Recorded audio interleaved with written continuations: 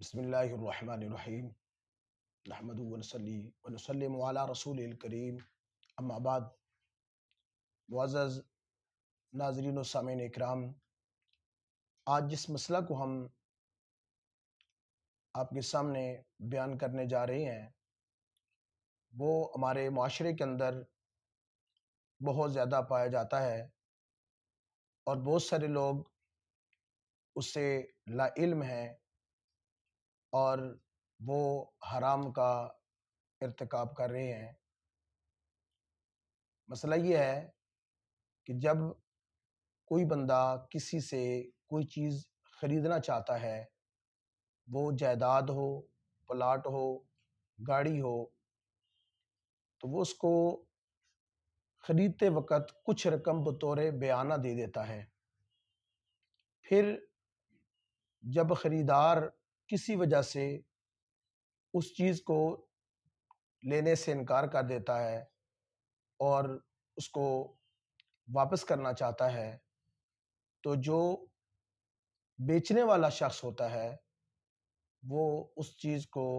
اس بیانہ رقم کو قبض کر لیتا ہے، ضبط کر لیتا ہے. یہ عام ہمارے عرف کے اندر یہ چیز رائج ہے، پائی جاتی ہے. ہم نے دیکھنا ہے کہ شرعاً ایسا کرنا جائز ہے یا کہ ناجائز ہے. تو ناظرین اکرام، جب دو فریق باہمی رضامندی کے ساتھ اس سودے سے، اس بیع سے انکار کر دیتے ہیں، دینے والا بھی کہتا ہے ٹھیک ہے اور لینے والا بھی کہتا ہے کہ ٹھیک ہے میں نہیں لے رہا، تو اب اس صورت میں اس کی بیانہ کی رقم کو ضبط کر لینا یہ شرعاً ممنوع اور ناجائز ہے اور یہ حرام ہے. قرآن کریم کے اندر رب العالمین احکم الحاکمین جل مجدہ الکریم نے ارشاد فرمایا: لا تأکلوا اموالکم بینکم بالباطل، تم آپس میں ایک دوسرے کے مال کو باطل طریقے سے نہ کھاؤ. تو چونکہ یہاں پر یہ جو بیانے کی رقم کو جو بندہ اس چیز کو بیچنے والا تھا اور خریدار نے انکار کیا، اس بنیاد پر اس کی بیانہ کی رقم کو وہ ضبط کر لیتا ہے، تو یہ بغیر کسی عوض کے ہے اور کسی کی مجبوری سے ناجائز فائدہ اٹھانا ہے. ہو سکتا ہے کہ اس کی کوئی مجبوری آ گئی، اس سے رقم پوری نہ ہو سکتی ہو تو وہ اس لیے انکار کر رہا ہو، تو لہٰذا اس بیانہ کی رقم کو ضبط کر لینا شرعاً ممنوع ہے، ناجائز ہے. بہت سارے لوگ گاڑیوں کی جب خرید و فروخت کرتے ہیں،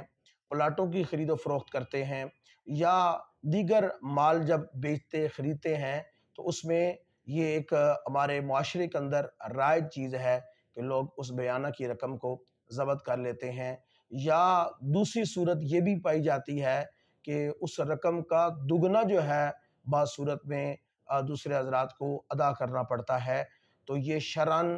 ممنوع اور ناجائز کام ہے. اللہ تبارک و تعالی